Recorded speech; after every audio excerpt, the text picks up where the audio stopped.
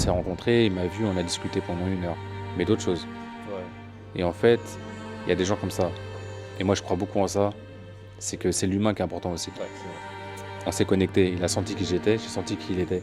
Et à la fin de la discussion, il m'a dit envoie-moi le scénar quand même, je vais le lire. J'ai envoyé le scénar, et un mois après, il me rappelle et il me dit franchement, c'est bien, vas-y, on y va. Il a fallu continuer le tournage avec ça. Il n'est pas parti tout de suite, il était dans le coma, etc. On a été le voir et tout. Et finalement, il nous a quitté définitivement 4 jours après le tournage.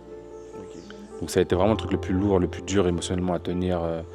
Et essayer de faire comme si rien ne s'était passé, et rester concentré sur le film parce qu'on n'avait pas le droit de se rater, il y avait trop d'enjeux.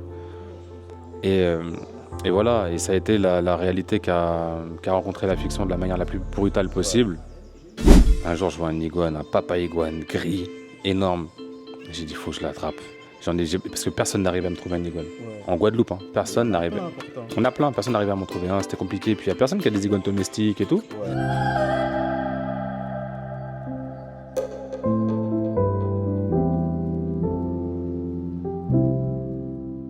Donc Nelson, donc tu es réalisateur de films, courts et longs métrages. Ouais, bah du coup, long métrage maintenant. Ok, long métrage maintenant, tu as commencé par du court métrage, c'est ça? Voilà. J'ai été voir le film Zion. Pour moi, c'est un véritable chef-d'œuvre.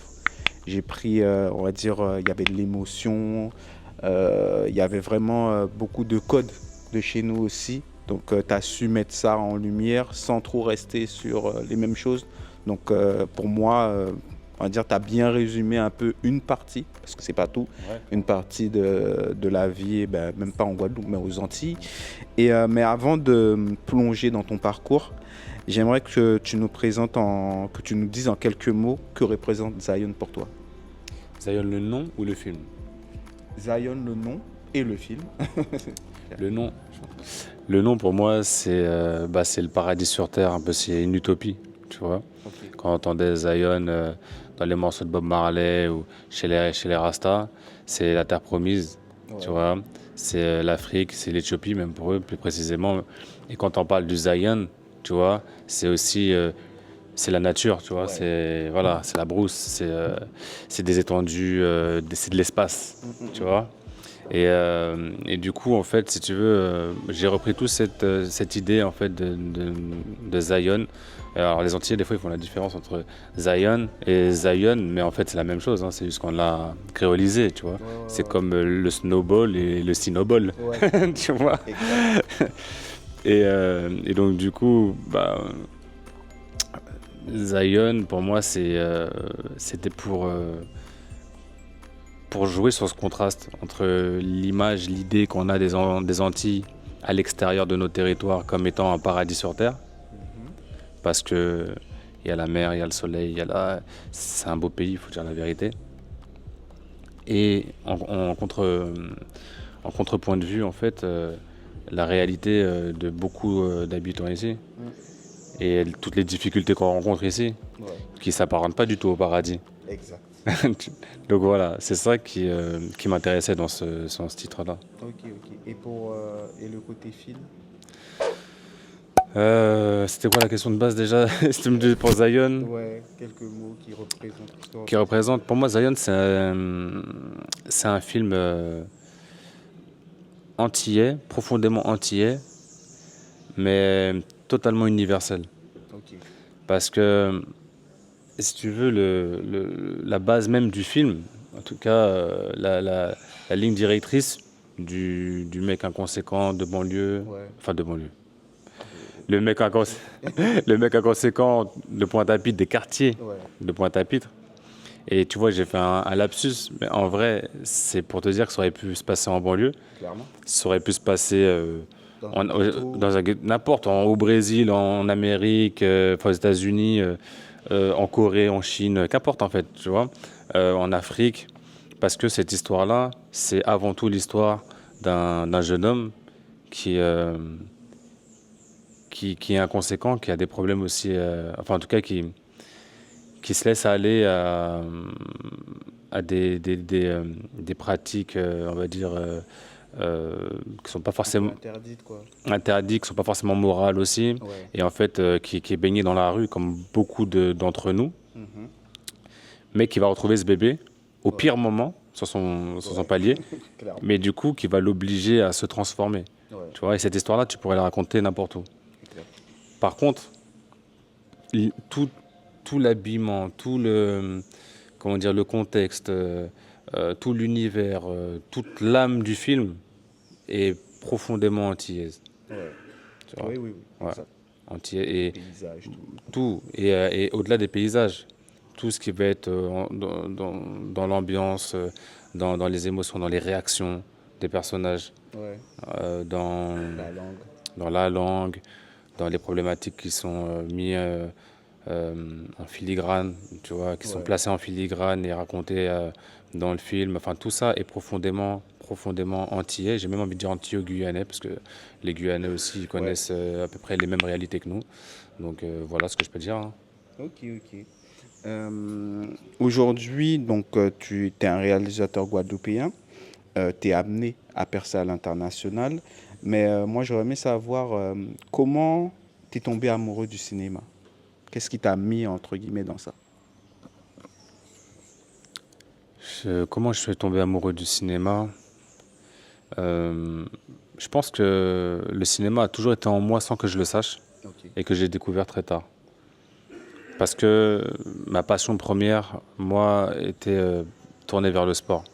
Et donc, le cinéma arrivait assez tard, mais je pense que l'entrée, en tout cas, le démarrage, le point de départ de cette passion vient de euh, mon amour pour l'image Ok.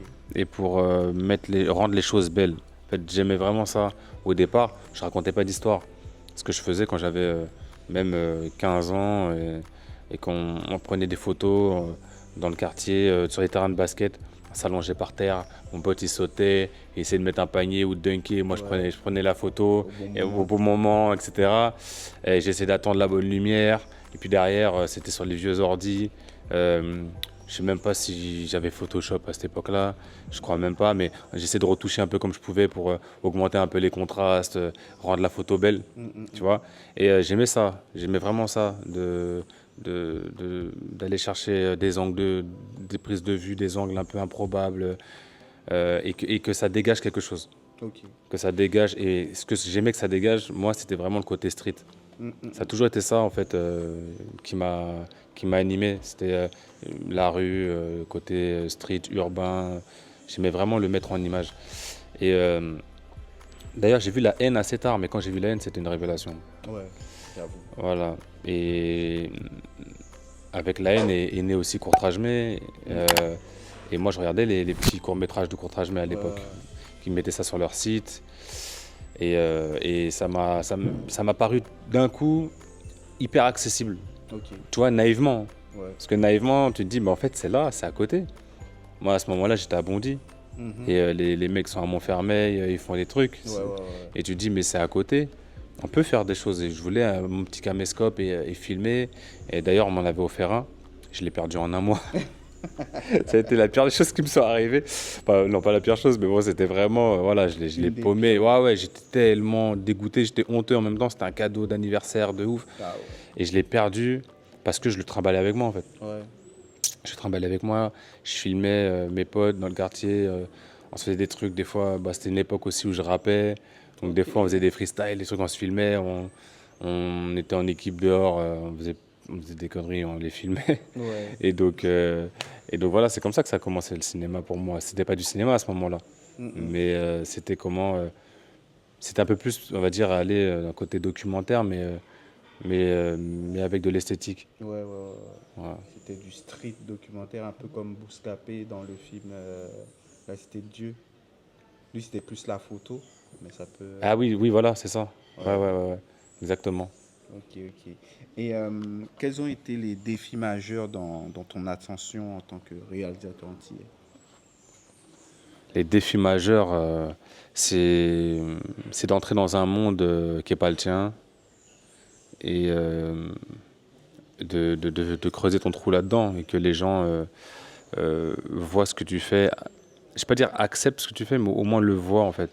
Ça a été dur au début parce qu'en fait j'ai fait mon premier court métrage qui s'appelle L'Enfant Seul. J'ai fait ça avec vraiment les moyens du bord, avec mon argent personnel que j'ai mis dedans.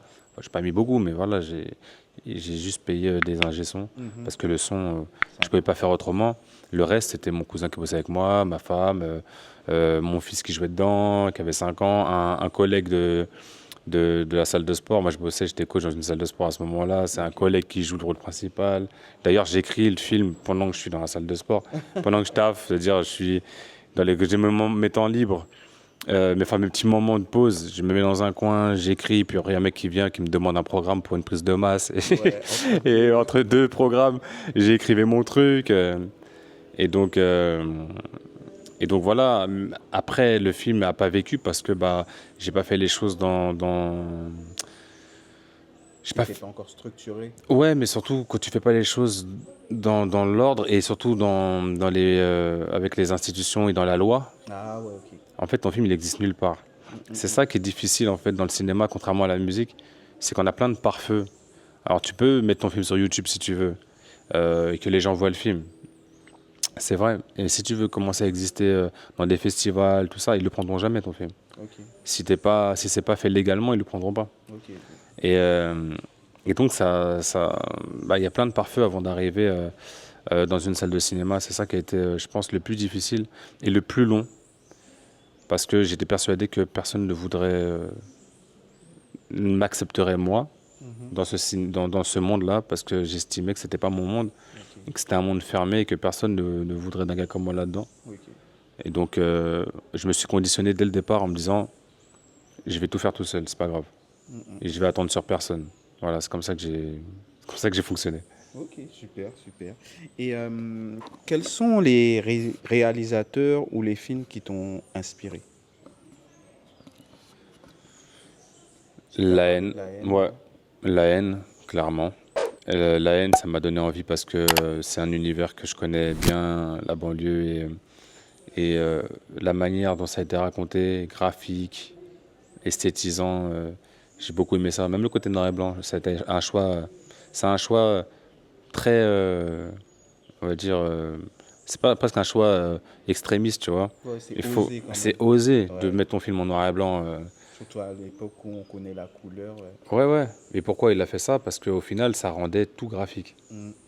Et cette manière-là d'avoir magnifié la banlieue, j'ai trouvé ça incroyable. Et surtout, toutes les séquences, tout y est mis dedans, en fait. Quand tu connais la banlieue, tout est dedans. Et Ouais. pourtant, c'est fait par un mec qui n'a pas vécu en banlieue. Mm. Et j'ai trouvé ça quand même vachement fort. Donc, la haine, ouais, bien sûr. Après, gamin, il y a tu vois, des Hook, des films de Spielberg, des Retours vers le futur. Ouais. Euh, il y a ouais, c'est plein de films qui m'ont marqué en tant que gamin. J'étais pas en train de les analyser. Ouais, ouais, Mais voilà, même Rasta Rocket. ouais. Ouais. Non, Rasta Rocket, ça m'a marqué, Rasta Rocket. Ça a marqué tout le monde. Voilà, Forrest Gump. Ouais. Que voilà, des espèces de Classique. gros classiques comme ça. Je trouve que c'était des films incroyables. Euh, plus grand. J'étais très marqué par Training Day. Ouais. J'étais marqué par Boys in the Hood. Tous les Hood movies en fait. Menace to Society. Ouais, il y en a des Spike Lee, Malcolm X, Ouais. Mo Better Blues, Mhm. La 25e heure. Les Spike Lee à l'ancienne. Moi, c'est vraiment les Spike Lee avant 2000, jusqu'à 2005, dans ces eaux-là. J'allais dire 2002, 2003. Ouais, voilà, dans ces eaux-là. J'ai kiffé. Et puis, beaucoup, beaucoup de Tarantino, en vrai. Ouais. Dire Tarantino, Reservoir Dogs, Pulp Fiction, Ouais. Jackie Brown. Jackie Brown m'avait beaucoup marqué, Jackie Brown.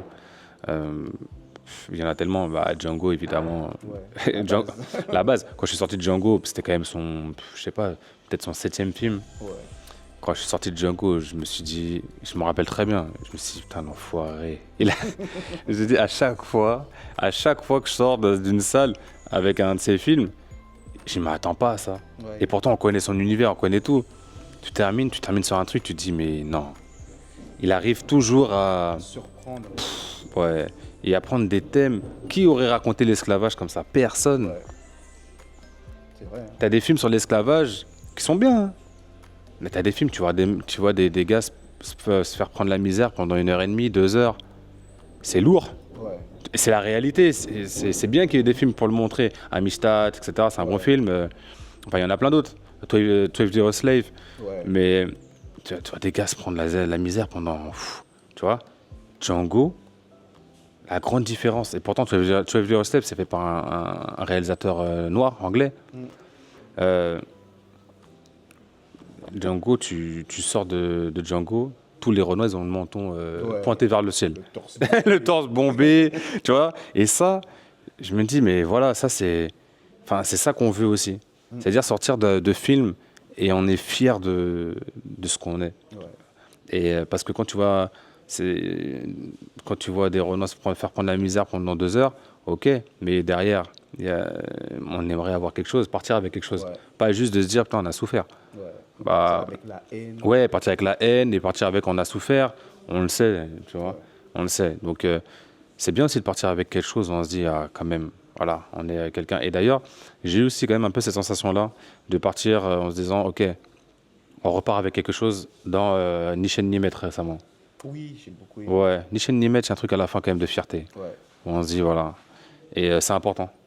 Et dans Zion, moi, c'est ce que j'essaye de faire aussi. Enfin, même pas que dans Zion, dans mon cinéma de manière générale. Je veux que les gens ils ressortent de ça en étant fiers et avec de l'espoir. Pas repartir plombé. Exact. Je suis OK avec ça. Je suis OK. Et est-ce que Zion représente une évolution dans ton approche artistique Dans mon approche artistique, par rapport à tes débuts? ça a évolué forcément. En fait, moi j'évolue comme tous les êtres humains, les êtres humains. J'évolue, j'avance, j'apprends. Le cinéma, c'est un art qui est difficile. Je sais pas s'il y a un art facile, mais en tout cas, le cinéma, c'est un art qui demande beaucoup de moyens et beaucoup de moyens humains. Pas que financiers, parce qu'on parle toujours de l'argent, mais c'est surtout des moyens humains que ça demande. Et donc, tu as tellement de paramètres, tu as tellement de manières de te rater, de te planter, que tu apprends, tu apprends, tu apprends. Et ouais, sur Zion, j'ai appris beaucoup. Est-ce que j'ai eu une autre approche? On va dire que c'est des moyens qui sont différents. Quand tu es sur un long métrage, il faut tenir sur de la longueur, c'est plus long, c'est plus difficile, même ne serait-ce qu'à l'écriture. Donc tu es forcément dans une démarche un peu plus... dans un mood un peu différent. Tu vois, c'est comme si, je sais pas, tu as une comparaison avec le sport. Mais si tu vas courir un 10 km et après tu vas courir un marathon, tu vas pas te préparer de la même manière et puis psychologiquement tu vas pas y aller pareil. C'est pas pareil de courir des kilomètres que d'en courir 42. Bah là c'est un peu ça. Mais sinon dans mon approche purement artistique, moi je suis toujours dans la même veine. Ok, ok, ok. J'allais te poser une question, mais je pense que tu as déjà un peu répondu. D'où vient l'idée du film Zion? Mis à part la suite de Timuna. Ouais, c'est ça. C'est que Zion, ça vient de Timuna. Et je reprends en fait le fil conducteur de Timuna. Mais à la base, je voulais pas le faire. Ok. Voilà, la vérité. Je sais pas. Je voulais pas faire Zion au départ. Je voulais faire une autre histoire parce que j'étais fatigué de cette histoire avec le bébé, le cabas, etc. Mais c'était très personnel, ça. C'est parce que ça a été long et difficile, Timuna. Tu vois, on l'a fait pareil avec les dents. Et Zion, encore plus. Mais c'est un ami qui m'a convaincu, et Jamel derrière aussi, qui m'a convaincu de faire ce film. Et parce qu'il était important, parce que l'histoire était belle, et qu'il méritait d'être vraiment montré au monde. Ouais. Parce que les courts-métrages, mine de rien, on est quand même vachement... Enfin, c'est pas le même circuit de distribution. Donc il y a pas mal d'Antillais qui ont déjà vu Timuna. Mais là, Zion, ça va toucher beaucoup, beaucoup plus de monde. Et donc cette histoire-là, il fallait qu'elle touche du monde. Ouais. Donc j'ai dit, ok, on va repartir dessus. Mais par contre, je vais quand même en faire un autre film. Je vais vraiment mettre C'était hors de question pour moi de prendre Timuna et de l'étendre. Tu vois, ça aurait fait un film ennuyeux, tu vois, ennuyant, chiant. Non, il fallait reprendre cette ligne directrice, mais vraiment en faire un film très fourni, très riche. Ok, ok, ok, je vois. Et quel message tu voulais nous transmettre à travers cette histoire? S'il y en a plusieurs après. C'est toujours... Parce que je pense qu'il y a plusieurs messages. Ouais, d'avoir des messages, j'en ai trop. Je pense que j'en ai même mis trop. En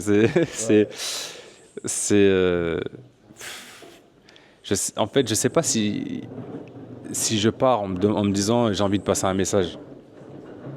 je pars pas dans cet esprit, tu vois. Je me dis, j'ai envie de faire un film et j'ai envie de parler de quelque chose. Mm. Parce que au fond de moi, ça résonne. C'est quelque chose d'important, c'est quelque chose que je porte depuis longtemps. Ok. Et, et après, une fois que j'ai cette envie, en fait, c'est une pulsion artistique en vrai. Mhm. Ça part d'un truc, je me dis, il faut que je le fasse. Et moi, enfin voilà, des fois, j'ai des obsessions là-dessus. Faut que je fasse ça. Ça. Je sais pas d'où ça vient, je sais pas, je pourrais pas l'expliquer, mais il faut que je le fasse. Du coup, je vais mettre toute mon énergie pour le faire. Un film en Guadeloupe, il fallait que je le fasse. Et je reprends cette histoire parce que c'est une histoire qui est très guadeloupéenne et qui est, qui est assez viscérale, tu vois, et qui est très émotionnelle. Donc je la reprends. Pour moi, elle est vraiment, elle est très antillaise, cette histoire. Même comme je t'ai dit, elle aurait pu être racontée un peu partout. Elle a beaucoup de sens chez nous. Quand on reprend le rapport avec les enfants, la paternité, etc. On sait qu'on est dans une société qui est quand même très matrifocale et tout ça. Ouais. Il y a plein de choses qui résonnent très, très fort chez nous. Euh, et une fois que ça c'est fait, c'est construit, derrière, je me dis, voilà, j'ai des envies. Moi, j'ai envie de parler, enfin, en tout cas, j'ai envie de placer ça, parce que moi, je me pose des questions, en fait. Je me dis que j'ai pas. Il y a des choses qui me dérangent, ou des choses, en tout cas, qui me questionnent depuis que je suis petit. Des choses, je me dis, mais c'est pas normal, pourquoi il y a ça? Pourquoi c'est comme ça ici? Pourquoi il y a ça, il y a ça, il y a ça? Pourquoi, et je te dis n'importe quoi, pourquoi on n'a pas d'eau? Ouais. Pourquoi mes enfants ils ratent un mois et demi d'école par an? Parce qu'il y a des rats, parce qu'il n'y a pas d'eau, parce qu'il y a des grèves, parce que tu vois, plein de choses. Et ces choses-là, en fait, bah, je les incruste dedans parce que je ne peux pas parler de la Guadeloupe sans parler de ça. Ça fait vraiment partie de chez nous. Exact. Exact. Et donc, au-delà même du fait de me dire, ouais, je veux passer un message, pour moi, c'est juste normal. Si jamais je fais un film pour la Guadeloupe et qui, à mon sens, représente la Guadeloupe, en tout cas la Guadeloupe que je connais et que j'ai envie de raconter, pour moi, c'est évident que je vais devoir parler des problèmes de l'eau, en tout cas, Ouais. voilà, du chlordécone, du rapport à l'État français, de cette envie, besoin, ou je ne sais pas comment appeler ça, mais un peu de souveraineté aussi qu'ont les Antillais. Ouais. Tout ça, c'est des choses dont on a besoin de parler, à mon sens, et donc, voilà, je me pose des questions et du coup, je les place dans mon film, quoi. Ok, ok. Et t'attends les réponses, c'est ça? Mais en fait, en tant qu'artiste, je suis pas là pour donner des réponses. Il y a des gens qui sont faits pour ça. Il y a des politiques, ils sont faits pour trouver des solutions. Mm, mm, Moi, je suis pas fait pour trouver une solution. Moi, je suis là pour poser des questions. Je suis là pour montrer des choses. Pour Dénoncer, c'est trop fort ou... Non, c'est vrai. En fait, c'est une forme de dénonciation en soi. C'est une forme de dénonciation. Mais si tu veux, bon, moi j'ai des avis très tranchés là-dessus, en vrai. Ouais, ouais, ouais. Mais j'ai pas envie de mettre mon point de vue trop fortement dedans parce que déjà je saurais pas faire un film là-dessus. Si c'était le thème de mon film, le côté social de la Guadeloupe, je ferais un mauvais film, je pense. C'est pour ça que je dois raconter une autre histoire. Et mon cinéma, c'est ça. Je pars vraiment du côté. Moi, ce que je veux d'abord, c'est faire un film artistique. C'est mon premier but. Je veux que ce soit un bon film. Je veux pas faire un film qui soit politique. Je veux faire juste un bon film. C'est-à-dire quelqu'un qui va au cinéma, il regarde mon film, il passe un bon moment. Et il a des émotions fortes. C'est ça mon objectif numéro un. C'est-à-dire c'est faire un film qui me plairait moi en tant que spectateur. Maintenant, dedans, toutes les choses que j'ai en moi, je les place forcément. Mais je peux pas les mettre au centre. Parce que si je les mets au centre, elles m'animent trop. C'est trop émotionnel pour moi. Donc je vais faire un truc qui va manquer de discernement, qui va pas être objectif, Ouais. et puis qui va peut-être être donneur de leçons ou qui va tout ce que j'ai pas envie que ce soit. Ouais. Et en fait finalement tout ça va être mal perçu, mal reçu, tu vois, par le spectateur. Donc moi je préfère juste placer toutes les petites choses qui me questionnent, qui me dérangent, je les place. Mais j'y mets pas vraiment. Tu sens pas que. Bon, tu sens quand même mon point de vue, c'est normal. Mais voilà, tu sens pas que je suis là en train de t'expliquer, de te dire c'est comme ça, regarde, il faut qu'on change ça, il faut que la Guadeloupe devienne indépendante, par exemple. Tu vois, c'est pas mon discours dans Zion. Hein, tu vois, d'ailleurs, ça ne l'est pas dans la vie de tous les jours non plus. Je n'ai pas un avis tranché là-dessus. Mais je suis obligé d'en parler parce que c'est des choses qui reviennent dans notre quotidien. Tu vois, l'indépendance ou même l'autonomie, ou en tout cas même cette envie de souveraineté. Tu commences à le dire. Moi, l'eau, Voilà, moi je suis un Pointois, l'eau c'est un problème. L'eau c'est un problème. Tu vois, à Capesterre, à un moment donné, qui est l'endroit où soi-disant d'où vient l'eau. Ouais, Capesterre, belle eau. Belle eau, il n'y a pas d'eau. Enfin, en tout cas, pendant un moment, moi, j'allais là-bas, moi je dormais là-bas chez des amis. Il y avait de l'eau entre minuit, 1h du matin et 6h. Le reste, t'as pas d'eau. Ok. Dans quelle région française on laisserait les gens sans eau? Jamais. C'est une question, tu vois. Bien sûr, tu comprends mon point de vue là-dedans, mais c'est une question qu'il faut poser. Oui, clairement. Et c'est ça qui entraîne tout le reste, la souveraineté et compagnie. C'est pas de dire oui, on veut être indépendant parce qu'on veut être seul. La question c'est quel genre de Français on est. On aimerait juste savoir quel genre de Français on est. Parce que on laisserait pas d'autres Français dans cette situation-là. Clairement pas. Voilà, c'est tout. Ok. Je vois que tu es très tranché sur certains sujets. On va pas les développer aujourd'hui parce que sinon, là, ça en ferait justement une interview trop orientée, trop politique. Donc, as-tu des anecdotes sur le tournage, des anecdotes marquantes que tu peux nous partager? Ouais, bah, des anecdotes. C'est un tournage, c'est riche, c'est intense, c'est long, même si on peut se dire que 37 jours, ça va vite. 37 jours en dehors des week-ends. Donc, genre 5 jours par semaine de travail. Au final, 37. C'est quand même long parce que c'est très très intense. Donc en fait c'est un temps qui ouais. Et puis des fois que tu termines très tard, c'est la fatigue et tout, donc le temps est un peu démultiplié. Donc oui, des anecdotes, il y en a plein. Il y a des anecdotes qui sont joyeuses et d'autres qui ne le sont pas. Ouais, t'en as parlé aussi. Ouais. Donc je sais pas par quoi on commence. Ben, on va commencer par les joyeuses. Ouais. Les joyeuses, les drôles. Les joyeuses, les drôles. Alors il y en a pas mal. Bon, il y avait une des scènes qui... Sloan, c'est pas un gars qui angoisse pour le tournage. Ouais. Il est très... Tu vois... Pas de souci. C'est quelqu'un qui est très... franchement, un peu imperméable à la pression d'un tournage. Et ça, c'est assez impressionnant.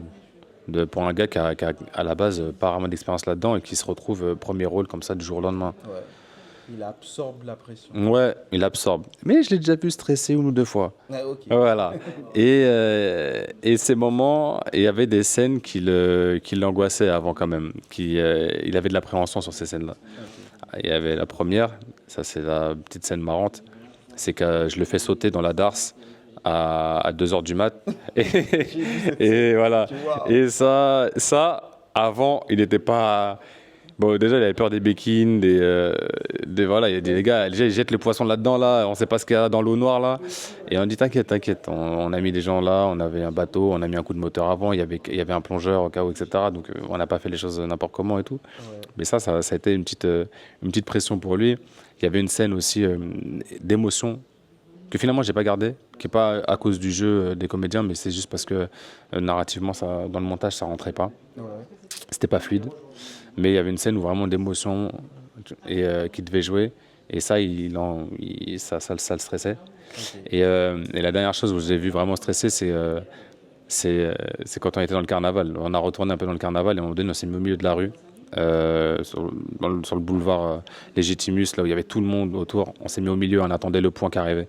Il devait passer au milieu du point, ouais. À contresens. Tu vois, voilà, c'est ça. Et le point est arrivé. Et donc on attendait là, tu vois, il y a du monde, il y a des équipes derrière, il y a le chef-op, il y a le caméraman, il y a tout ça, il y a le cadreur et tout. Et lui, il était là. Avec l'autorisation. Bien sûr, de tout le monde, de la commune et tout. Et lui, il était au milieu comme ça. Et donc tout le monde était autour en train de le regarder. Et là, je le regarde. Et d'un coup, il me dit, il commence à allumer une clope, on va dire. Et il tire dessus, tout ça. Je lui dis, c'est bon, et tout, vas-y, on va commencer. Il me dit, attends 2 secondes, il faut que... il faut que... Là, et là, j'ai senti que là, il y avait tous les regards de toute la ville sur lui. Ouais. Ça lui a mis quand même. J'ai dit, bon, ok, le mec, il est humain, tu vois. Ouais. Bon, après, voilà, il y a l'iguane. L'iguane, c'est moi qui l'ai attrapé. Ok. Parce qu'on l'a perdu, le premier. On en avait un, et il y a un régisseur qui l'a pris chez lui. Ouais. Et il s'enfuit. Okay. Et le lendemain, on m'appelle, il y a un problème. Je dis, c'est quoi le problème? On n'a plus d'iguane. Je dis, mais non, les gars, il y avait un seul iguane, il fallait les garder. C'est quoi? On avait galéré pour l'avoir en plus, il n'y a plus d'iguane. on finit le tournage sans iguane. Et quand on va refaire les 3 jours de shoot dans le carnaval en janvier, Balèze en plus. il était costaud, un vrai belle iguane, belle iguane. Et quand on doit retourner. Moi, j'ai une location avec une maison et tout, avec un deck devant, et il y a des iguanes qui passent. Un jour, je vois un iguane, un papa iguane gris, énorme. J'ai dit, faut que je l'attrape. Parce que personne n'arrive à me trouver un iguane. Ouais. En Guadeloupe, hein, personne n'arrive. Plein important. On a plein, personne n'arrive à m'en trouver un, c'était compliqué. Puis il n'y a personne qui a des iguanes domestiques et tout. Ouais. Faut aller les choper, Ouais. tu vois, et c'est pas facile de choper un iguane. Il y en a plein qui veulent pas. Ils cavalent. Les iguanes, il n'y en a aucun qui veut, même, j'ai envie de te dire. À part ceux qui, sur les plages du Gosier, des fois, qui ont l'habitude de touristes, ils viennent à côté de toi, ils sont pas loin, mais c'est dur à attraper. Du coup, moi, je le vois et je prends l'épuisette de la piscine. Et je suis parti dans une chasse de 45 minutes. Je l'ai suivi, je l'ai pas lâché. Je suis monté dans un arbre. Je suis passé, il est tombé dans l'eau, il était se caché dans un truc. J'ai fini par l'attraper parce qu'il a fait une erreur à un moment donné. Ouais. Il était dans un coin, il pensait qu'il pouvait sortir, mais en fait, il s'est bloqué tout seul. Et je l'ai attrapé et tout, un gros iguane. Et du coup, l'iguane qu'on voit, c'est moi qui l'ai chopé. Il m'a défoncé les avant-bras avec ses griffes et tout. Mais bon, moi, c'est un animal que j'aime beaucoup. J'ai pas peur de cet animal-là. Et après, parce qu'en fait, au début, ils sont très peureux. Ils ont peur, mais après, ils se calment. Quand ils sentent qu'ils sont maintenus, ils se calment et après, ils acceptent. C'est ça que j'aime chez l'iguane. Et c'est ça aussi l'image de l'iguane, un peu, c'est l'acceptation, tu vois, de tout ça. Et du coup, c'est tout l'iguane qu'on voit le mieux, le gros iguane. C'est moi qui l'ai chopé, donc je suis assez fier de ça, tu vois. Ouais. C'est vrai, voilà. C'est une bataille. Ça a été une guerre. Et puis ensuite, je l'ai redéposé exactement au même endroit et il est reparti. Ouais, il n'est pas revenu te voir après, non? Non, mais 1 an et demi après, je suis retourné, j'ai eu la même location et je l'ai revu. Ok. Ouais. Ok. J'ai été le voir, il m'a fait un signe en disant genre dégage. Tu vois, je te reconnais, je veux pas que tu viennes, tu m'approches. Ouais. Et je l'ai laissé tranquille dans son arbre. Ok, pas de problème. Et les anecdotes un peu plus... Bon, bah, l'anecdote la plus difficile, forcément, c'est la perte d'un ami, dont la photo est à la fin du film. Ouais. À la fin du générique, il y a sa photo, qui était pour moi un grand frère, un gars vraiment, c'était quelqu'un que je voyais quasiment tous les jours, ou en tout cas que j'avais au téléphone au moins tous les jours. Euh, et pour ceux qui connaissent un peu Pointe-à-Pitre, c'était Crêpe Mambon, c'était à lui, la crêperie à Pointe-à-Pitre qui s'appelle Crêpe Mambon. C'est ses frères qui ont repris, qui étaient déjà associés, mais maintenant qui gèrent ça. Et en fait, il est venu la première semaine de tournage, et en quittant le tournage à minuit à peu près, il me dit au revoir, ça y part, et 1 heure plus tard, il se fait agresser avec sa femme pour un carjacking, pour prendre sa voiture, et il se fait tirer dessus. Voilà. Donc gratuitement, mais vraiment c'était gratuit, quoi. Il laisse une femme, il laisse 2 enfants, une fille à l'époque peut-être de 14 ans et un garçon de 12 ans. T'as une fille de 15 ans et un garçon de 12 ans. Il a fallu continuer le tournage avec ça. Il n'est pas parti tout de suite, il était dans le coma, etc. On a été le voir et tout. Et finalement, il nous a quitté définitivement 4 jours après le tournage. Ok. Donc ça a été vraiment le truc le plus lourd, le plus dur émotionnellement à tenir. Et essayer de faire comme si rien ne s'était passé, et rester concentré sur le film parce qu'on n'avait pas le droit de se rater. Il y avait trop d'enjeux. Et voilà, et ça a été la réalité qu'a rencontré la fiction de la manière la plus brutale possible. Ça nous a juste rappelé pourquoi on faisait ça. Ok. D'accord. Et donc le film fait salle comble dans les cinémas aux Antilles, pour le moment. Mais je sais que par la suite, ça va le faire. Inch'Allah. Comment vis-tu ce succès? Bah, je le vis bien. Je peux pas le vivre mal. Et il y a vraiment le retour que les gens me font tous les jours. Mais je veux dire, quand on était dans les salles, l'accueil incroyable, les retours incroyables. J'ai même pas entendu un retour mitigé ou un truc, tu vois, mais même pas, ouais, mais même un truc de quelqu'un il me dit ouais, j'ai pas compris ça, tu vois, même ça je l'ai pas entendu. Ça veut pas dire que ça n'a pas existé, parce que peut-être que les gens sont plus, c'est plus facile de prendre le micro pour dire des choses positives que des choses, voilà. Mais vraiment un engouement incroyable et j'ai travaillé pour ça. Et en fait, au fond de moi, je le savais, parce que je sais le film que j'ai fait. Autant je sais quand je fais des choses les choses nazes, je le dis. Ça m'est arrivé, ça m'arrive encore. Et quand je fais les choses bien, je le sais aussi. Parce que j'arrive à avoir cette objectivité-là. Donc je savais que j'avais pas vraiment peur on va dire, de la réception du film par le public antillais, antillo-guyanais. Ouais. J'avais pas peur parce que pour moi, c'est un public qui est comme moi. Donc ils vont le recevoir comme moi. Donc, comme tout le monde disait, ouais, tu stresses pas trop un peu avant, j'avais pas de pression par rapport à ça. Tu savais. Ouais, je savais au fond de moi. Après, c'est pas parce que tu crois savoir que les choses se passent exactement comme tu veux ou comme tu crois, mais ça n'a pas été une surprise parce que je me suis dit, ce film-là, il est guadeloupéen, il est antillais, il est guyanais. En fait, quand on voit le film, on se voit. Quand on voit le personnage, on se voit soi-même, on voit son frère, on voit son gars. Quand on voit le personnage de Joe, on voit tous son père ou un oncle, tu vois, quand on voit Même le prophète. le prophète, en fait, c'est que des gens c'est un peu comme si tous ces personnages-là, ils font partie de notre vie à nous et presque de notre famille. Parce qu'ils sont comme nous, Et moi, je pense que ça se sent aussi que dans le film, je les filme avec amour. Tu vois, je les filme comme si je filmais quelqu'un de ma famille. Et la même Pointe-à-Pitre. Je le filme comme si je filmais ma maison. Parce que c'est ma maison en vrai, Pointe-à-Pitre. Et j'aime chacune de ces rues. Voilà. Donc, j'espère l'avoir retranscrit. Mais en tout cas, dans les retours que j'ai, les gens l'ont senti. Ok. J'allais te demander est-ce que tu peux expliquer l'engouement du film, mais tu as répondu à la question. Ouais, je pense que c'est quand même dû à ça. Ouais. Et il y a un truc qui me vient, c'est que tu as parlé de Tarantino et tout, et on t'aperçoit dans le film. Donc moi je suis plus, bon j'ai connu la période Hitchcock aussi, où il paraissait toujours dans ses films. Et il y a... c'est l'inventeur un peu de ça, du caméo en vrai. Voilà. Et il y a le gars de Marvel, de Spider-Man aussi, qui apparaissait toujours dans ses films à un moment aussi. Donc tu as voulu faire un petit parallèle à ça aussi? Ouais, pas forcément un parallèle, mais c'est quelque chose de... En fait, je suis attiré aussi par le jeu. J'aime jouer, j'ai déjà joué dans des trucs que je vais pas... sur lesquels je vais pas m'étendre, mais j'aime ça, j'aime jouer. Et quand je fais un film, des fois je regarde dans les personnages s'il n'y en a pas un pour moi. Ok. Pour le coup, dans Zion, il n'y en avait pas. Moi je suis pas quelqu'un qui force. Moi mon but c'est de faire un bon film, c'est ça, il y a que ça qui m'anime, c'est faire un bon film. Ok. Donc s'il n'y a pas de personnage qui me convient, Tu vas pas forcer. je vais pas forcer, par contre tu verras ma tête à un moment donné. Ok. Tu comprends? Si je suis dedans, je suis dedans. Si j'ai un personnage qui me va, je le ferai. Voilà, c'est tout. Mais je pense que peut-être sur mon prochain, peut-être que je prendrai un personnage.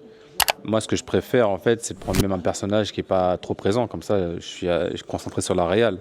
Tu vois, je suis pas pour l'instant, j'ai pas forcément envie de faire le personnage principal. Mais sait-on jamais, c'est le personnage principal, je me dis, mais en fait, c'est moi vraiment, je le sens que c'est. Pourquoi pas? Tu vois, on verra, je ferme aucune porte. Même si mon travail, ça reste la réal, mais voilà. En tout cas, le caméo, c'est quelque chose, c'est obligatoire, puis je trouve ça cool. Je trouve ça sympa, en fait, qu'il y ait un moment, et puis il faut que tu trouves le bon moment. Tu vois, et le truc avec du sens. Tu vois, où on se dit, ah, et puis il y a du sens dans l'apparition. C'est pas juste une apparition gratuite, quoi. Exact. Faut que ça soit bien fait. Voilà. Maintenant, on va parler business. Donc, au-delà des films, de l'art, etc., il y a une partie business dans tout ça. Est-ce que c'est toi qui gères la dimension business de ta carrière, ou est-ce que c'est quelque chose de ta carrière du film, ou est-ce que c'est quelque chose que tu as délégué, et comment tu la gères? En tant que réalisateur, normalement, c'est pas toi qui gères ça. Le réal, si tu veux, son domaine, c'est le domaine artistique. Tout ce qui va être business, c'est plus lui. Ça, c'est un travail de production. Ok. De production, de distributeur aussi. Maintenant, moi, je suis aussi coproducteur de film. Parce que Black Moon Film, c'est aussi moi. On a créé ça à deux avec Axel. Ok. C'est mon associé dans Black Moon Film. Donc, on a créé Black Moon Film pour faire du cinéma chez nous.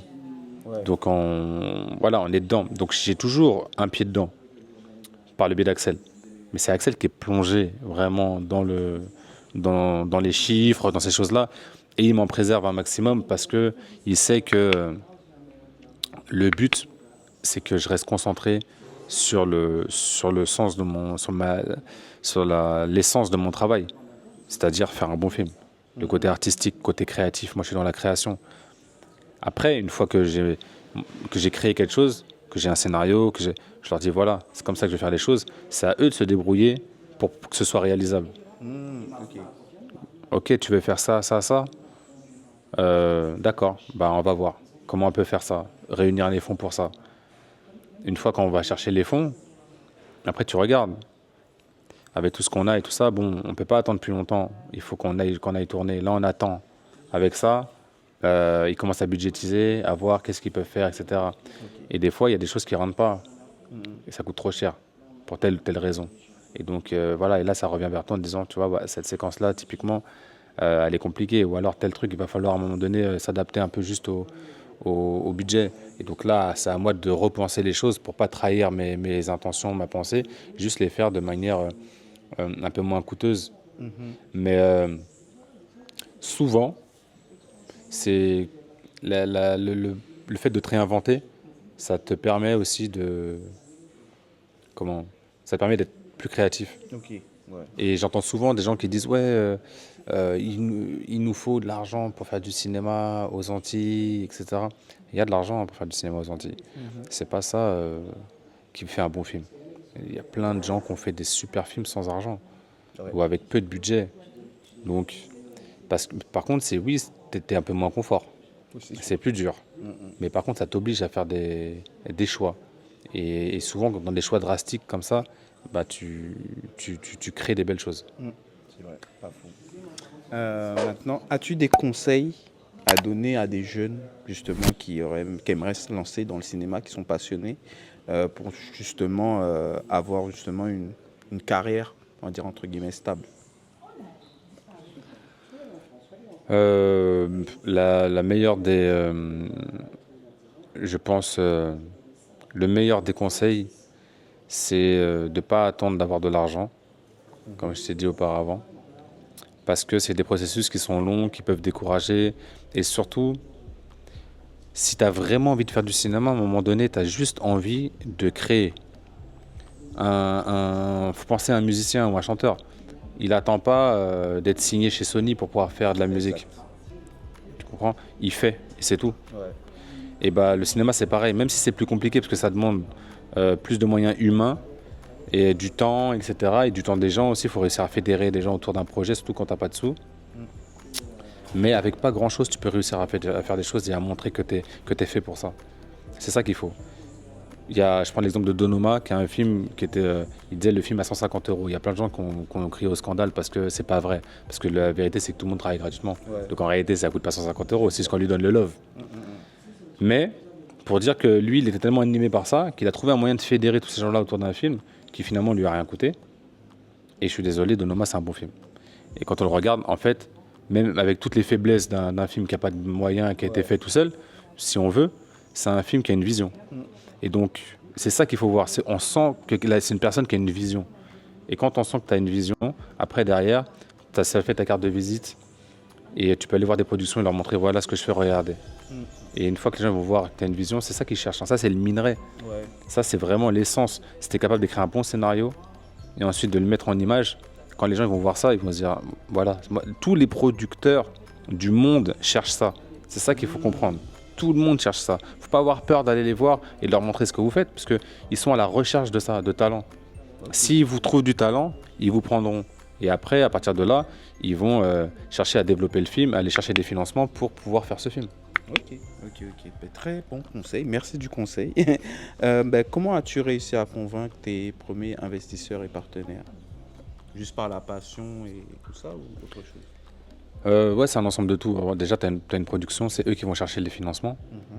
C'est pas moi qui y vais, mais après, effectivement, on a des rendez-vous avec des diffuseurs, par exemple. Donc, quand on a Canal+, alors par exemple, il y a Amazon Prime qui sont rentrés très vite.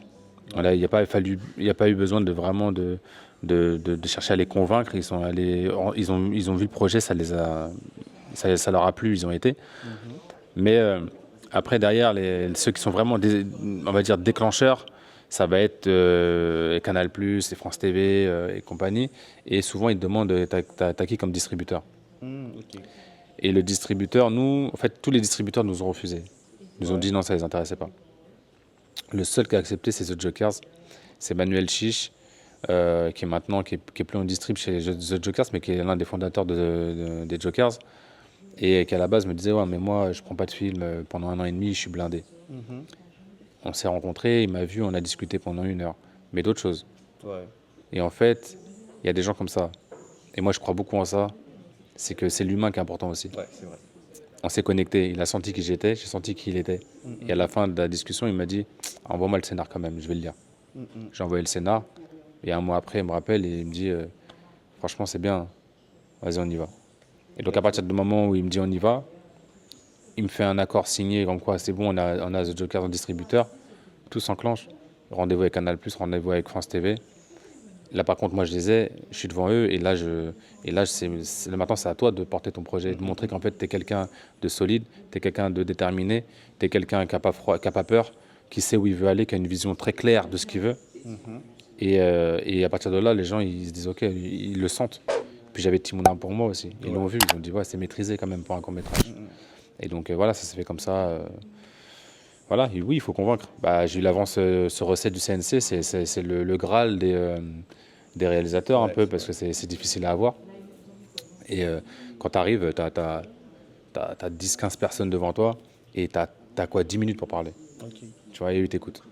Et après, ils te posent un peu de questions, et voilà. Et c'est très froid, tu vois, une table en U. Mais moi, je suis très très à l'aise là-dedans. C'est un exercice qui me fait pas peur. Tu vois, à l'école, j'étais pas très bon à l'écrit, mais dès que c'est l'oral, j'arrivais à m'en sortir avec la tchatch. Donc je me dis là, en fait, je sais ce que je veux. Ils vont le sentir, parce que je suis persuadé d'avoir raison, même si j'ai tort. Tu vois, même si j'ai tort, je suis sûr d'avoir raison. Donc j'y vais comme ça, et ils le sentent. Et du coup, bah, j'ai eu l'unanimité quasiment, je crois. Je crois que j'ai eu l'unanimité, c'est passé facile.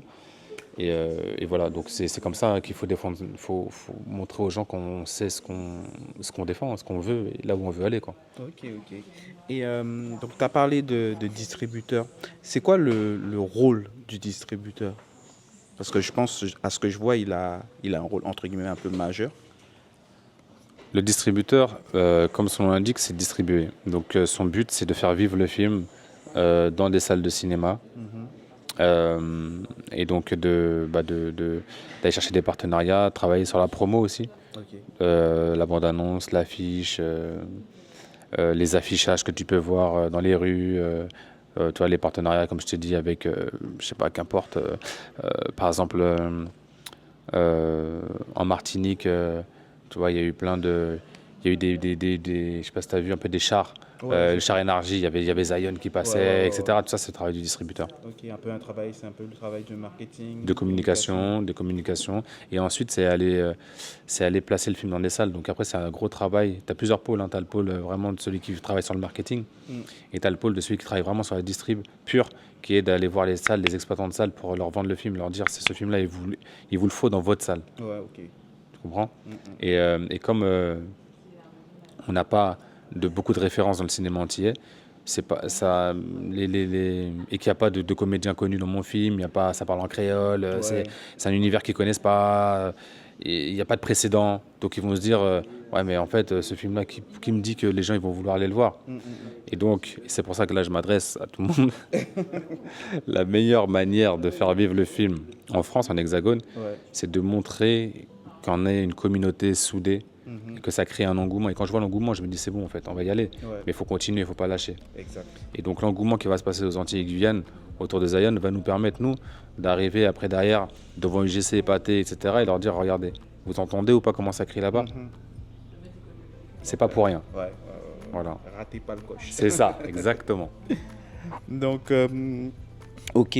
Donc les réseaux sociaux, c'est un canal que tu utilises aussi pour maximiser la visibilité de ton projet ou... Oui. Le distributeur, il fonctionne beaucoup sur les réseaux aussi maintenant, aujourd'hui. Parce qu'on n'a pas des gros moyens de distribution. On a des petits moyens pour les films, très petits. Et donc on fonctionne beaucoup sur le digital. À Paris, par exemple, on n'a pas d'affichage. vois, dans les rues, ça coûte trop cher. Ouais, exact. Ouais, à Paris, ça coûte trop cher. Donc, tu vas en avoir sur des gros films comme Mercato. Je pense à Mercato parce qu'il y a Jamel. Ouais. Mais tu vois, des films où c'est Pathé qui distribue, il y a des sous. Donc, eux, ils y vont, ils envoient. Puis, il y a Jamel en comédien principal. Tu vois. Mais nous, on n'a pas ça. Ouais. Donc, il faut qu'on communique et qu'on fasse un peu du bricolage, hein, entre guillemets. Et moi, je communique sur mes réseaux, mais il y a le distributeur qui communique sur ses réseaux. Et on a la chance aussi d'avoir une communauté qui est quand même soudée et qui pousse. Et on a des personnalités qui relaient, qui partagent, qui sont venus voir le film, qui ont adoré. Et du coup, ça nous aide beaucoup. Ouais. Donc moi, oui, moi, je suis le seul réseau social sur lequel je suis, c'est Insta. Voilà, vous tapez Nelson Foy, vous me trouvez. En vrai, le blast, c'est The Bad Real, mais, Ouais. mais c'est Nelson Foy, vous me trouvez. Et moi, je partage tout là-dessus. Mais on est nombreux à tout partager. Même les comédiens partagent, les distributeurs partagent, les producteurs partagent. Voilà, tout le monde partage en vrai. Et c'est ça qui fait que ça a fait du bruit, hein, mine de rien. Le distributeur a été très très surpris au début. Parce que moi, je leur disais, mais vous savez pas, en fait. Vous vous rendez pas compte de ce qu'est Zion pour les Antilles-Guyane. Ce que ça représente pour nous. Vous pensez que c'est un film comme ça. C'est pas un film comme ça. Vous vous rendez pas compte de l'importance de ce film. Et dit, je leur ai dit, hein, vous allez voir. Vous allez voir, vous allez voir comment ça va réagir là-bas. Parce que pour l'instant, je pense que vous n'en avez pas conscience. Ouais. Et quand on a sorti l'affiche, la bande-annonce, en une semaine, on a fait, je crois, 1,5 million de vues juste sur les réseaux du distributeur. Et là, ils ont dit, ouais, c'est quoi? Ils n'ont jamais fait ça comme chiffre. Je dis, ouais, vous m'écoutez pas. Donc voilà. Ok, ok. Et penses-tu que le cinéma antillais peut devenir un moteur économique pour les Antilles? Ouais, ça peut être un moteur économique, clairement. Parce que sur un film comme Zion, euh, on reverse beaucoup, hein, à la Guadeloupe. Parce que quand tu vois un budget de film où il y a 3 millions, euh, il y a facile, il y a plus d'1 million qui est reversé directement. Que ce soit aux techniciens, dans les salariés techniciens, que ce soit dans des locations, Ok. des locations de voitures ou des locations des logements, ou des prestataires qui viennent faire à manger pour l'équipe. Et nous, on travaille en mode local, hein. Tu vois, en tout cas chez Black Moon Film, nous, on fait très attention à ça, à faire travailler les locaux. Donc on ramène, nous, c'était hors de question de faire quand on est en Guadeloupe et qu'on mange du bœuf bourguignon tous les midis. Tu vois, donc nous, consomme local. on l'a consommé local avec des prestataires locaux, etc. Donc l'argent, il est reversé, hein. Ouais. Il est reversé. Tous les gens qu'on fait travailler, même dans les quartiers, on fait une forme d'insertion, tu vois, de gens qu'on met sur de la régie, sur plein. En fait, il y a tellement de postes dans un film que cet argent-là, il est redistribué. Ok, ok. Penses-tu que le cinéma antillais est suffisamment mis en avant à l'international? Et qu'est-ce qui manque si jamais c'est pas le cas? Franchement, je vais dire oui, parce que le cinéma entier, il y en a peu aujourd'hui, de films qui sont capables de traverser les frontières. Donc en fait, moi j'ai envie de partir dans cette énergie de dire oui. C'est à nous de faire plus. Ok. Je suis pas dans cette optique d'attendre et de dire ouais. En fait, j'aime pas les postures de victime où on attend et on se dit oh, on n'a pas la chance on peut pas faire. Non, non, non. Il y a que toi qui décides de ça. Zion, il existe aujourd'hui. Il existe pourquoi? Il existe parce que depuis le début, il est dans ma tête et à aucun moment j'ai douté. Ouais. Demain, quelqu'un d'autre arrive et se dit moi, je suis fait pour le cinéma. Il n'y a que ça que je veux faire et je vais le faire et je vais faire un film incroyable pour les Antilles. Il va le faire. C'est qu'une question de détermination et de confiance en soi. Donc, est-ce qu'il existe assez aujourd'hui? Qu'est-ce que tu voudrais qu'il existe? On a eu Rucaz Nègre, Ouais. on a eu Nègre Marron, on a eu avant un peu Christian Lara, enfin avant et après aussi, mais je veux dire, je parle de surtout le film le plus connu qui est Coco Lafleur. Ah oui. Ouais. Mais je veux dire, quel film aujourd'hui, entier, long métrage, peut dire qu'il va traverser et avoir une vie Au national ou à l'international, il y en a très très peu. Donc c'est pour ça qu'on n'est pas beaucoup représenté aussi. Ouais. Moi, je ne veux pas me mettre dans la posture. En fait, je refuse, même si j'ai très conscience des difficultés qu'on rencontre et que c'est forcément plus difficile pour nous que pour d'autres. On le sait. Ouais. J'ai pas besoin de le dire. C'est une Et réalité. c'est une réalité, et c'est une réalité pas que dans le cinéma. Ouais. Donc en fait, ça, on le sait, nous. On n'a pas besoin de se le répéter et de se conditionner en se disant que les choses sont dures. Les choses, ok, elles sont dures. C'est pas grave, elles vont être plus difficiles pour nous, peut-être. Mais on va y aller, on va les faire. C'est tout. C'est comme ça qu'il faut se dire. Si aujourd'hui, il n'y a pas de cinéma antillais assez représenté, c'est de notre faute à nous. C'est pas de la leur. Eux, ils sont dans leur monde, à eux. Ils vivent dans leur monde. C'est à nous alors plus, sans vouloir exister forcément dans leur monde, hein. Oui. Mais c'est juste à nous de faire les choses, d'avancer et de faire les choses déjà d'abord pour nous et de rendre les choses aussi universelles. Parce que c'est ça qu'on aime dans l'art, que ce soit de la musique, de la peinture, du cinéma. On aime les œuvres universelles. Quand tu parles d'amour, tu parles au monde entier. Ouais, clairement. Tu parles pas aux Antillais, tu parles au monde entier. Donc les thématiques, il y a énormément de thématiques universelles. Exact. As-tu des projets en cours après Zion? Ouais, bah bien Pas sûr. obligé d'en parler. Si. Enfin, d'en parler, je vais pas dire ce que c'est. Ouais. Mais oui, j'ai signé pour mon prochain long métrage. Ok. Je suis en écriture. Avec le gars qui était dans la salle de ciné pour l'avant-première. Je sais qu'il y a un Bah. anglophone, il s'est levé, il a dit qu'il veut travailler avec toi. Ouais, non, c'est pas lui. Non, ah ouais, un gars de Saint-Martin. Ouais, Un réal. C'est un réal. ok. Non, c'est pas avec lui. Mais lui, en fait, on est très proche, surtout Axel, en fait, qui est proche de lui et qui a bossé avec lui. Ok. Et lui, je pense qu'il veut bosser avec nous, surtout d'un point de vue production. Ok. Donc, du côté Black Moon Film. Tu vois, je suis pas sûr qu'il veuille bosser avec moi, peut-être, hein, mais en tant qu'artiste, tu vois. Mais non, mais moi, là, pour l'instant, je me concentre sur ce que je peux faire, sur mes envies artistiques et ce que je peux apporter encore aux Antilles. Donc, mon prochain film se passera encore aux Antilles. C'est plus ou moins la seule chose que je peux se dire. Et puis en plus, seule chose que je peux dire, pardon. Ouais. Et en plus, c'est une histoire qui n'a rien à voir avec Zion. Parce qu'il y en a plein qui me parlent de Zion 2, etc. Ouais. Mais t'as Je dit ferais- que t'allais pas le Non, j'aime pas les deux. Ouais. J'aime pas les deux, c'est souvent raté. Et puis souvent, en fait, quand tu fais une belle œuvre, en fait, t'aimes que ça se termine et puis fin.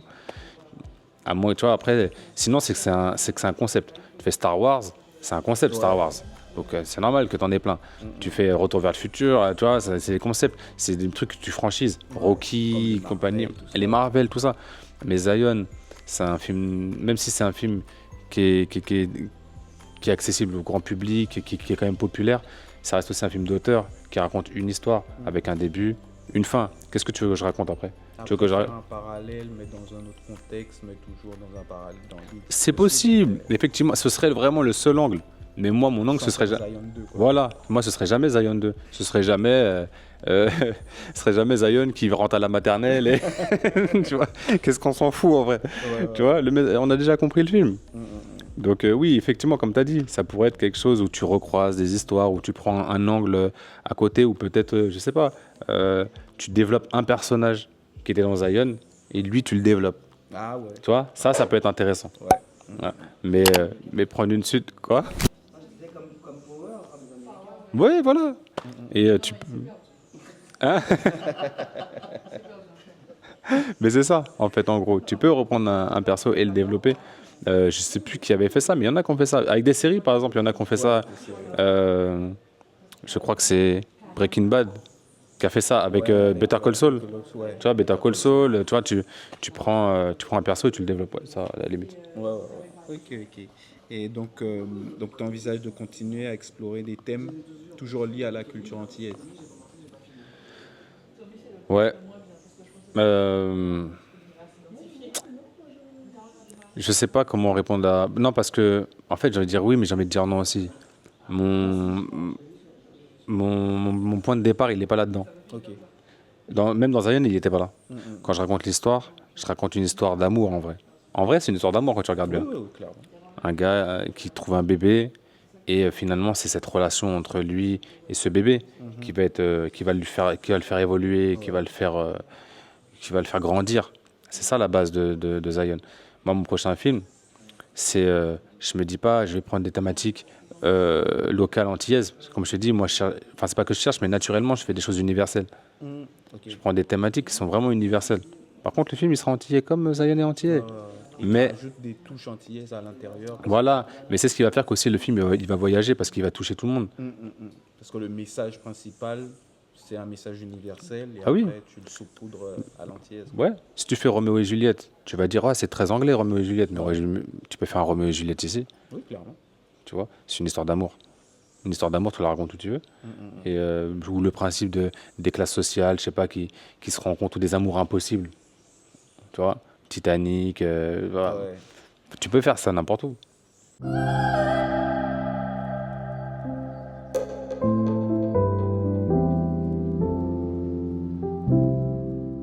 Quelle est la chose la plus importante que tu as apprise dans toute ta carrière jusqu'à maintenant? Waouh. C'est toujours dur de dire la plus quelque chose. La chose la plus importante que j'ai apprise dans ma carrière. Pour le moment. Qu'on est. Wow, attends, laisse-moi réfléchir à cette question. Ou alors s'il y en a plusieurs, tu Ouais, peux ouais. énumérer les autres. Non, mais la principale que j'ai apprise dans ma carrière, je pense qu'une des choses les plus importantes que j'ai apprises, c'est que souvent, il faut pas blâmer une contrariété. Et c'est ça aussi qui revient dans Zion. Le bébé, c'est une grosse contrariété. Ouais. Et il y a une phrase de Booba là, qui dit dans un morceau récemment, il dit tout est écrit, si ça tombe mal, c'est que ça tombe bien. Ok. Et en fait, ça revient un peu dans cette idée de quand les choses arrivent, t'as des choses, tu te dis merde, mais putain, pourquoi ça m'arrive à moi à ce moment-là, pourquoi, etc. Et des fois, les pires choses qui t'arrivent, quand tu prends du recul, tu dis qu'en fait, c'est les plus belles qui te sont arrivées. Il y a des gens qui ont traversé des choses super dures, des fois qui ont perdu un bras, Ouais. qui ont des choses vraiment dures. Et ils arrivent à te dire, c'est la meilleure chose qui me soit arrivée. Tu vois, et ça, j'ai appris ça dans mon métier parce que faire du cinéma, c'est toujours des contrariétés. Ouais. C'est toujours des choses, tu te dis, tu voulais que ce soit comme ça, finalement, bah non, ce sera autrement. Faut que tu t'adaptes. Et puis, putain, tu voulais faire telle séquence comme ça, tel plan. Et au final, tu peux pas. T'as plus le temps. T'as tel truc, t'as machin. Bon, vas-y, on va le faire comme ça, vite fait, c'est pas grave. On supplie le découpage. On fait ça en one shot. Et après, tu regardes ton film, tu te dis, mais c'est le meilleur plan du film, ça, en fait. Ouais. Ça m'arrivait souvent. Ok. Et donc maintenant, je blâme plus ça. Genre quand il y a un truc que je voulais le faire comme ça et qu'on n'a plus les moyens de le faire sur le tournage, pour X ou Y raison, pas grave, on va le faire autrement. Ça se trouve, ce sera mieux. Ouais, exact. Où te vois-tu dans 10 ans? Je vois loin, hein. Ouais, franchement. Déjà, sur Terre, j'espère. J'espère. Et sur Terre, si la vie m'offre ça. Mais professionnellement parlant, tu parles? Ouais. Professionnellement parlant, dans 10 ans, j'espère avoir fait 3-4 films. Ok. En tout, en comptant Zion, je pense 4 films en comptant Zion. J'aimerais bien. C'est-à-dire que j'ai un bon rendement. J'arrive à sortir un film tous les 2-3 ans. 4 gros longs métrages. Ouais, Ouais. ouais. Que là, dans les 10 prochaines années, j'arrive à en faire 3. Ok. Ce serait un bon ratio. Ouais. Parce que pour faire des bons films, ça prend du temps. Je peux pas me dire j'en fais. Un Si par on fait, an. ouais, si on fait 4, ça voudrait dire un tous les 2 ans, c'est un ratio énorme. Mais peut-être, mais vraiment, mon but c'est de faire des bons films. Donc, faire des bons films, ça prend du temps.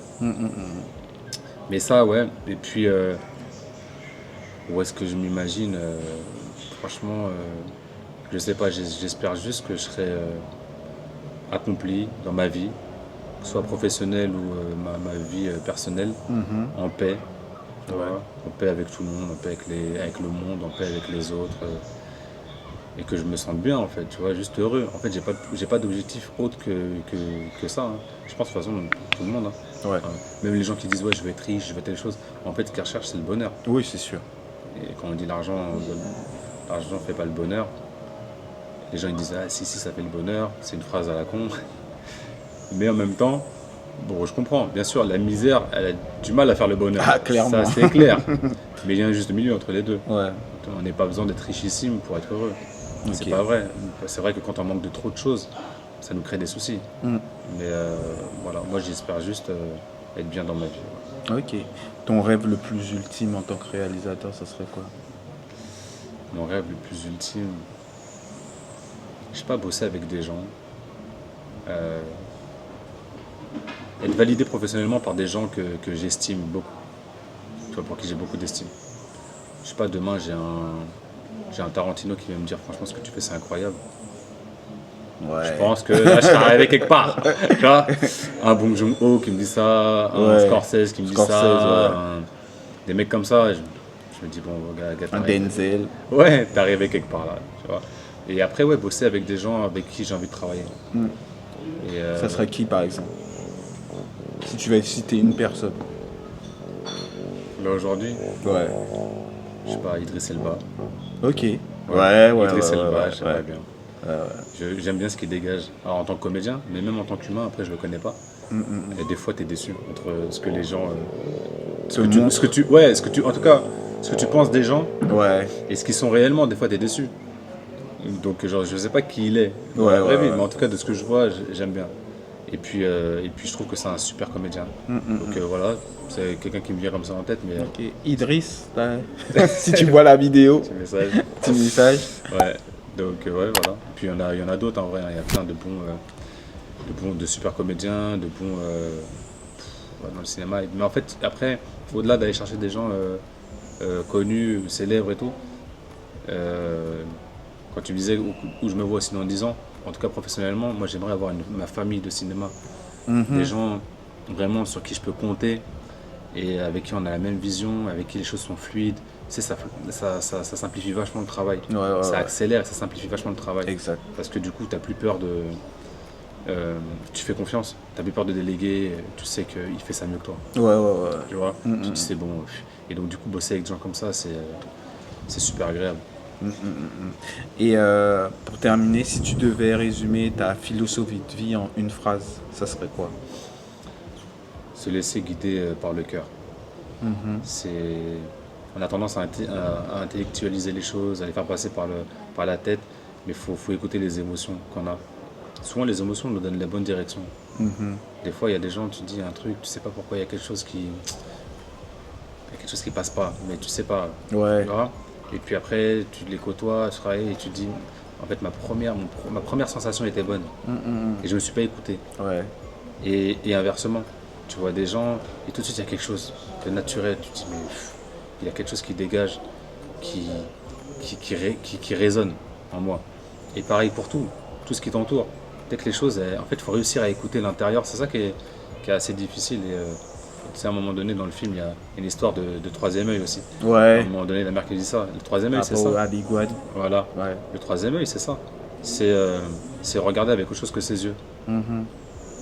Donc ouais, moi je pense que c'est ça, c'est avancer que comme ça. En réalité, en ressentant les choses, en s'écoutant, En s'écoutant et en étant connecté à en étant l'invisible, on va dire. connecté, en essayant de rejeter ouais, en étant connecté à l'invisible, comme tu dis, c'est important, et en essayant de ne pas se laisser parasiter par les sentiments négatifs, parce qu'on en a tous. Et on a tous des préjugés sur les gens. C'est pas vrai de dire que j'ai pas de préjugés. Ouais, c'est vrai. On en a tous. Ouais. Tu vois, moi j'en ai, je suis le premier à en avoir. Et j'essaye de les faire taire au maximum. Mais en même temps, je m'écoute quand même. Ouais. Tu vois, j'écoute comment ça réagit. Et une personne qui va venir d'un milieu, d'un univers qui est complètement opposé à moi, ou peut-être sur lesquels j'ai un préjugé. Tu vois, je me dis ça c'est pas pour moi, ou ça c'est. Regarde le cinéma, je croyais que Ouais. c'était pas pour moi et finalement j'y suis. Et voilà, donc en fait, essayer vraiment de fonctionner avec ça. Ok, ok, ok. Ben, merci beaucoup Nelson. Merci à toi. Merci Merci. de m'avoir accordé ce petit moment. Merci pour ce film aussi. J'ai été le voir à l'avant-première, superbe avant-première. Franchement, Ouais, c'était beau. c'était beau, c'était Ouais, magnifique. incroyable. Franchement, je remercie tout le monde d'ailleurs, parce que c'est vraiment un cadeau. Autant Ouais. il y en a qui m'ont dit que j'aurais fait un cadeau en faisant ce Bah film, oui, tu nous as fait un cadeau. mais en tout cas, le retour pour moi, c'est en fait, c'est un énorme cadeau. Ça veut dire que quand je vois ça, je sais pourquoi je l'ai fait. Ouais. Et je me dis, mais j'ai eu raison de le faire. Tu vois. Et ça a été vraiment, ouais. je m'attendais à ce que ce soit bien. Ouais. Mais là, vraiment, pour le coup, ça a vraiment dépassé mes attentes. Ok, super. Ouais, Ben, c'est je suis vraiment, content. ouais, la sensation que les gens m'ont donnée quand je suis rentré, quand on a fait, en plus, on a fait des entrées un peu stylées, tu vois, un peu à l'américaine. C'était vraiment, tu vois, le mood, je sais pas. Il y a vraiment, ouais, c'était incroyable, hein, vraiment. Et puis la Martinique aussi, Ouais. dégoûté de pas être en Guyane, mais j'espère qu'ils m'en voudront pas, c'est pas de ma faute. Et comme je l'ai dit aussi, j'ai un cadeau pour eux. Il y a un morceau de Jaina qui va sortir. Ouais. Ah Donc, ouais. voilà, autour de Zion. Super. Donc un morceau que je trouve vraiment franchement super. C'est un mec qui a beaucoup de talent, il a fait ça avec une aisance. C'était impressionnant le studio. Ouais. Et on a tourné le clip. Ok. Et dans le clip, j'y ai mis plein de scènes coupées du film. Donc il n'est pas dans le film. Ok, ok. Et le clip, il sort quand? Il est pour quand? Le clip, je crois qu'il est prévu pour les alentours du 21 mars, un truc comme ça, je sais plus, dans ces eaux-là. Ok. Tu vois, 20 mars, 21 mars, un truc dans le genre. Le film s'appelle From Zion. Et voilà, je vous laisserai découvrir ça. En tant que réel, on n'aime pas trop montrer des images qu'on a coupées. Ouais, ouais, ouais, Parce que si elles sont pas dans le film, c'est qu'elles doivent pas exister en vrai. ouais. Ouais. Mais je me suis dit, il y avait plein de trucs, plein d'images cool quand même, Ouais. plein de séquences cool que j'ai enlevées, ça m'a fait mal au cœur. Ouais, c'est sûr. Et on en a coupé plein. Et je me suis dit, bah, en fait, il y a peut-être moyen de les exploiter quand même. Et avec un morceau de Jaina, c'est super cool. Et en plus, ça rattache tout le projet à la Guyane aussi. Et donc, voilà, bah, ça, c'est pour la Guyane. Ouais, ouais. Spécial pour la Guyane. Spécial pour la Guyane. Et j'espère pouvoir venir vous voir rapidement. Mais j'espère que tu pourras aller les voir. Mais merci encore pour tout. Merci pour ce film. Merci de faire notre culture, de nous faire exister à travers les frontières. J'espère que le film va aller loin. Merci On va à vous dire pour le plus soutien. loin Merci pour possible. le soutien. Il n'y a pas de problème. On est là pour ça. Et puis, il faut qu'on montre aussi qu'on est capable de travailler ensemble. Ça aussi, c'est quelque chose que je tiens à te remercier pour ça, de montrer qu'entre Antillais, on peut travailler ensemble et faire des choses concrètes, vraiment. Ouais, parce qu'il y a un Donc, truc qui est important, c'est que il y en a des fois qui ont la sensation que pour la réussite, il y a une place. Et du coup, ils se battent avec les autres comme si la personne d'à côté allait prendre leur place. Ouais, C'est pas vrai. C'est complètement faux. Il y a autant de places qu'il y a de personnes, exact. tu vois. Et donc, il faut avancer ensemble et sans avoir peur que l'autre prenne sa place. L'autre, il va exister à côté. À sa Et des place. fois même, il va nous porter. Et d'ailleurs, je remercie Jean-Claude Barny, le réalisateur de Nègre Marron. Merci. Je le remercie parce que lui, il est vraiment dans cette optique-là. Il n'a jamais eu peur de moi, par Ouais, exemple. ouais, Il s'est ouais. jamais dit...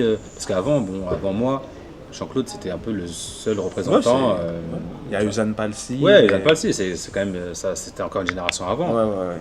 Ça date. Mais Jean-Claude, il m'a toujours poussé. Quand il a vu Timona, il a montré à Kassovitz. Ouais, ouais, ouais. Ouais, j'ai eu un audio où il y avait Kassovitz qui parlait, Ok. tout ça, tu vois. Alors que moi, j'étais à Bergevin, je galérais à ce moment-là pour essayer d'exister dans le cinéma. Donc il y a beaucoup de love. Sur Zion, pareil. Et d'ailleurs, allez voir Fanon. Ouais. Allez voir Fanon quand ça va sortir. Moi, je suis prêt, moi, je suis déjà prêt. Il faut y aller. Et il faut soutenir parce que c'est quelqu'un qui fait beaucoup de choses, qui a fait beaucoup pour le cinéma, qui met beaucoup d'énergie, c'est dur. Mais il est dans cette énergie-là, Ouais. de partage, de on y va ensemble. Et que si toi tu réussis, bah moi je vais réussir. Clairement. Si toi tu brilles, moi je vais briller. C'est des portes que vous ouvrez, en fait. C'est comme ça que fonctionnent les communautés qui marchent. Ouais, ouais, ouais. Elles ouvrent des portes et elles font Bien d'autres sûr. rentrées avec elles. Bah ouais. Donc, merci pour tout ça. Merci à toi. Mais merci à vous de nous suivre. Abonnez-vous. Pour toutes celles et ceux qui n'ont pas été voir Zion, allez voir le film une fois, 2 fois, 3 fois, 10 fois. N'y allez pas seul. Venez avec du monde. Venez à 3, 4, 5, 10. Remplissez les salles au maximum. Faites en sorte que ce film il soit poussé au maximum pour qu'il soit propulsé à l'international. Et puis, on se dit à très vite. Et allez suivre Nelson Foy sur Instagram, c'est ça? Yes, c'est ça. Sur Instagram, allez le suivre. Il a beaucoup d'autres choses à présenter. Black Moon, DACP, donc on va Qui se filme. qui se filme. Ouais. Donc toutes les personnes qui ont soutenu le projet. Donc merci à vous aussi parce qu'on a besoin de vous. Et puis on se dit à très vite pour une prochaine interview sur Business au pays. Tchuss! Yes.